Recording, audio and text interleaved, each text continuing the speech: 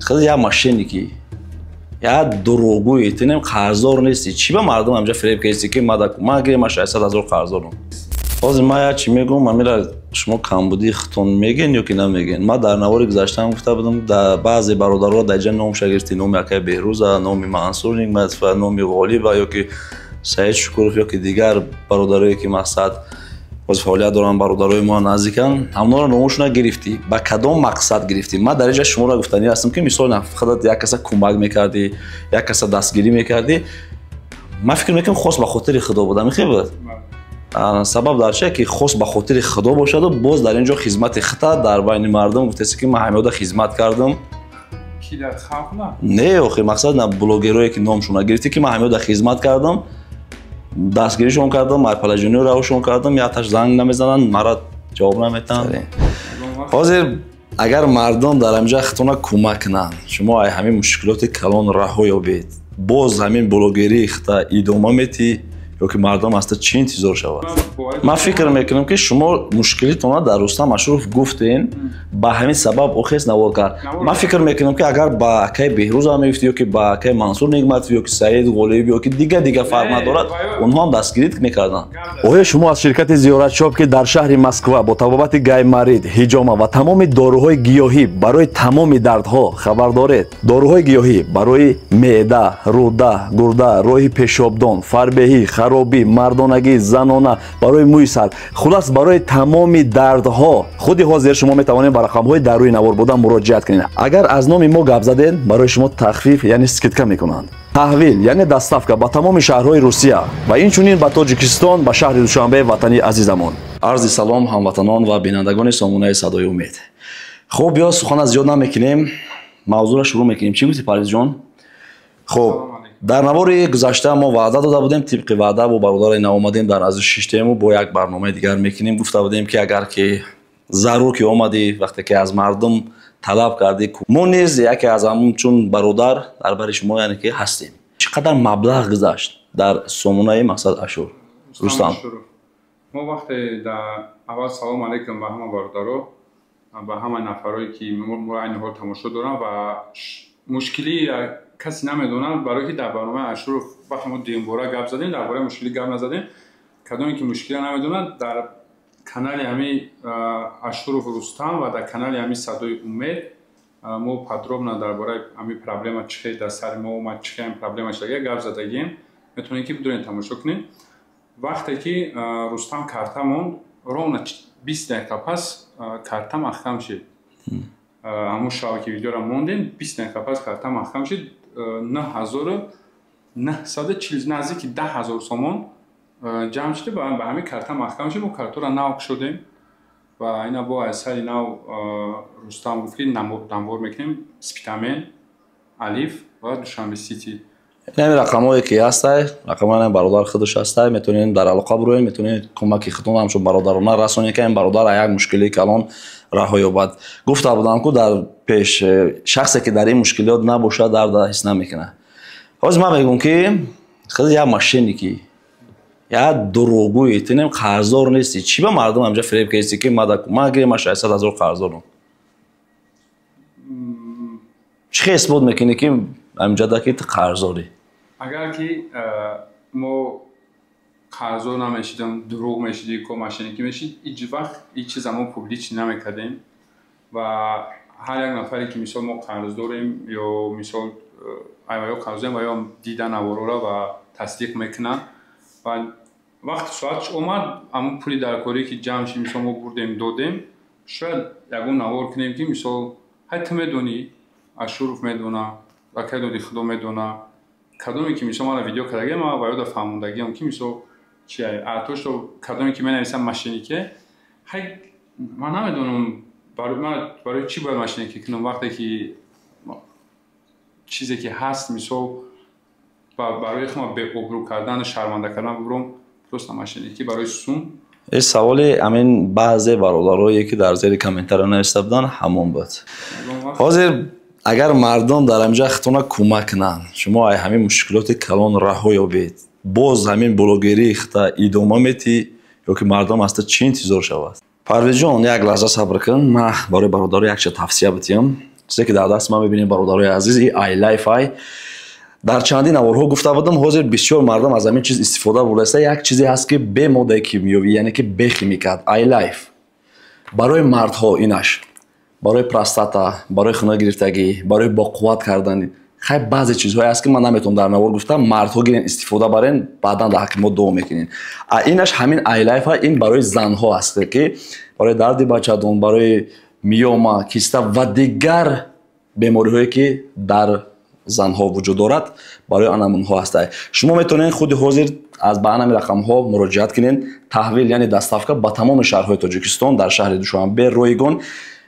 یک گرفته استفاده بر 100% حکیمات دوام میکنی. بهترین چیزی به خیمیکات اینا وقت نشان میدن که با خاطر که پلی که دمو جمع میشه و ما وعده دادیم که این پل ابراد میگردونیم ممکن طوری 2 سال ما در میدیا پلاس ترانسفر در شبکه یوتیوب باشم با خاطر پل گردوندن مثلا فرض نداره 20000 سومونه 10000 سومونه 1000 سومونه ما باید بگردونیم شه ابراد مردم ده همین 2 سال ما در خدمت خیلی چی موندگیم اگر خداوند زنده باشه عمرمون باشه هستم بعد 2 سال خیلی میبینیم که چی گپ میشه و وزیرش 2 سال آینده هم خیلی نقشه هم خیلی که ما باید بستیم. حاضر ما چی میگم من میرم شما کمبودی ختون میگین یا که نمیگین. ما در نوار گذشته گفته بودم در بعضی برادرها در جن نام شگرفتی نام یکی بهروز نام منصور نعمت و نام غالب یا که سعید شکروف یا که دیگر برادرایی که مقصد باز فعالیت دارن برادرای ما نزدیکن همونا رو نامشون گرفتی با کدام مقصد گرفتی. ما در اینجا شما را گفتنی هستم که مثلا فقط یک کس کمک میکردی یک کس دستگیری میکردی ما فکر میکنم خاص به خاطر خدا بودم خیلی بود سبب در چیه که خاص به خاطر خدا باشد و باز در اینجا خدمت خطا در بین مردم گفته که من همه خدمت کردم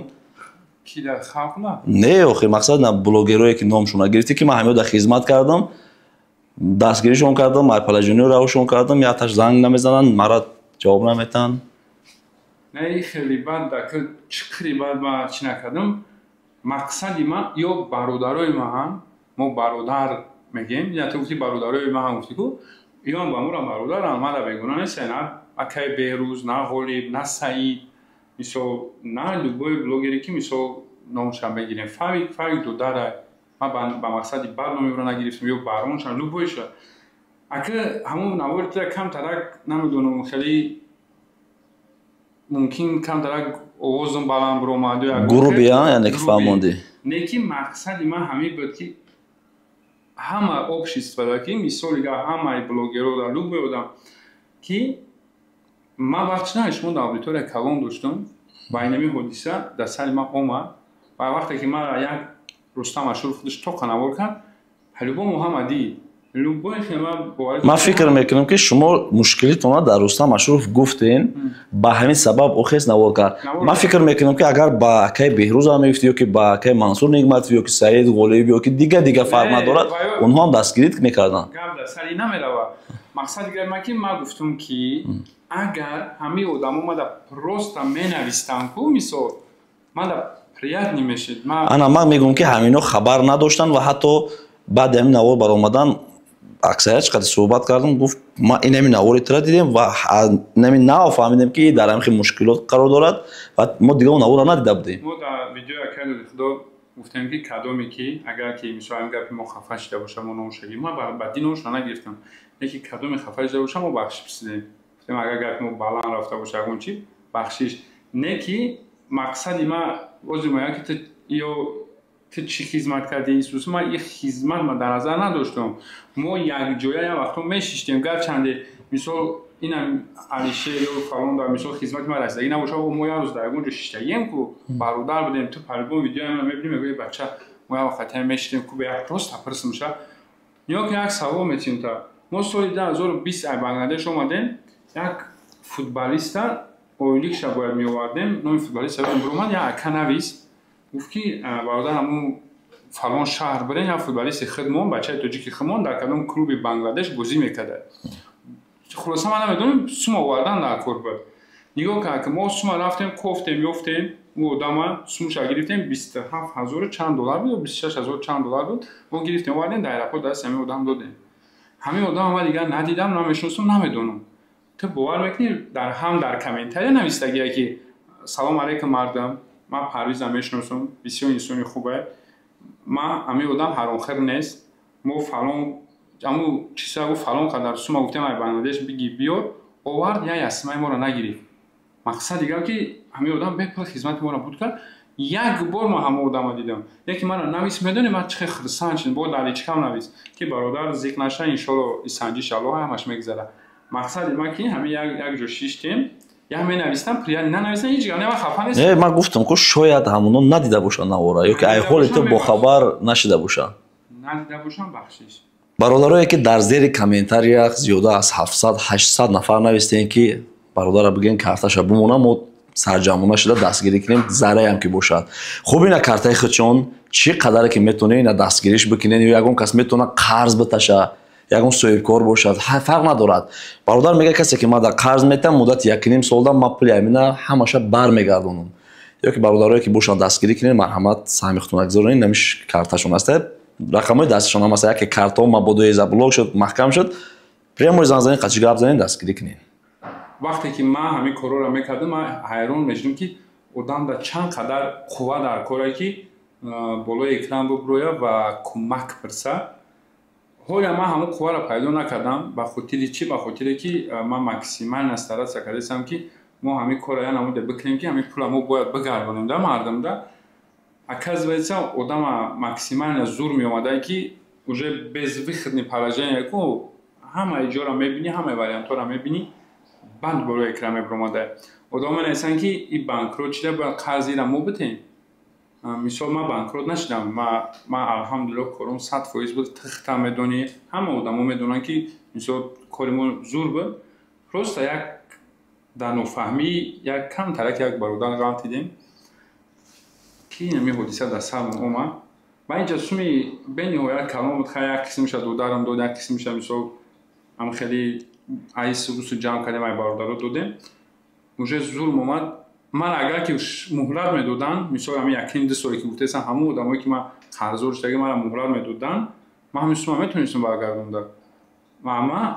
ویدیو نواری که ما کردیم مقصد اساسی ما در همون ویدیو همین بود که یگان نفر صاحبکار باشه که مرا همین 600,000 تومان قرض بده مثلا ما مردم در ورا بتیم برای که باید چند کسان یک کس دادن پول آسان چند کس تینه و این شمیتی ایش رقم میتیم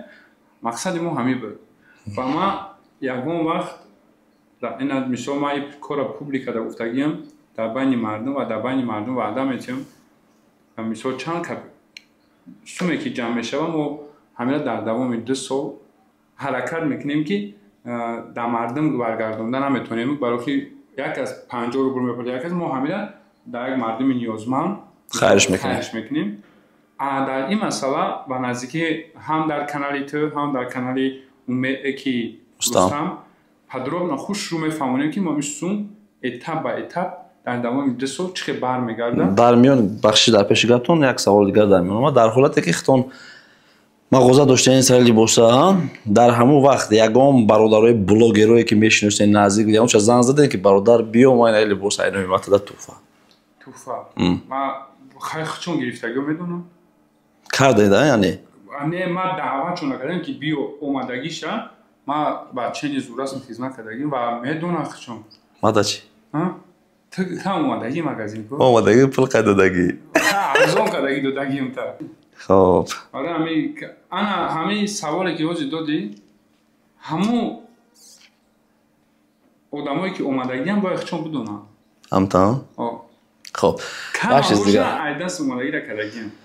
یک چیز دیگر برادرای عزیز وقتی که ما نوارا کردیم نه تنها برای کمک یک برادر ای مشکلات رها کردن است ما تلاش میکنیم که در هر یک برنامه‌مون یک منفعت به جامعه و به نسل نو برسونیم. شاید بعضی‌ها گویند که شما فقط مقصد در جای شتینور لقید هستین نه یعنی شما درک کنید که یک شخصیت در یک مصیبت گرفتار میشود یعنی قرض یا که دیگر مصیبتات چقدر غم و غصه را تا اندازه میبره که بعضی‌ها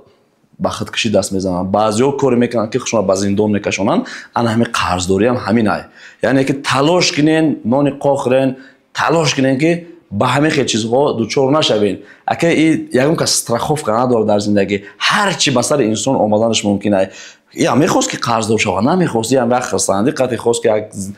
کارش پیش بره که خیلی وقتی که یک دنیا می تا میخوره انسانیت در این پستیو میزنه خدا هیچ کار با مشکلات و با مصیبت گرفتار نکنه. رقم هایی که در این نوار میبینین در این رقم ها الف سپیتامین و دوشنبه سیتی موجود است. شخصانی که در داخل تاجیکستان هستین و میخواین کمک کنین با دوشنبه سیتی پرتوین خوبتر است که در این حالت دوشنبه سیتی رو خاموش نمیکنین، یعنی که از دیگر شهرها با دوشنبه سیتی مقصد مبلغ گذارونین میتونن که دوشنبه سیتی هم وای کنن زبلو کنن میتونین با سپیتامین یا که الف سهم خودتون با این برادری ما گذارونین. و در آخر گفتنی هستم دوستان عزیز اون نفرانی که در کامنتار بعضی سخنها نسبت این برادر نوشته هستند ما تلاش میکنیم که به روزهای نزدیک یک نواری خوب کرده برای هر یک سوال شما ایخل شما پرسان میشیم جواب میتیم. خدا نگهبانتون تا نوارهای آینده.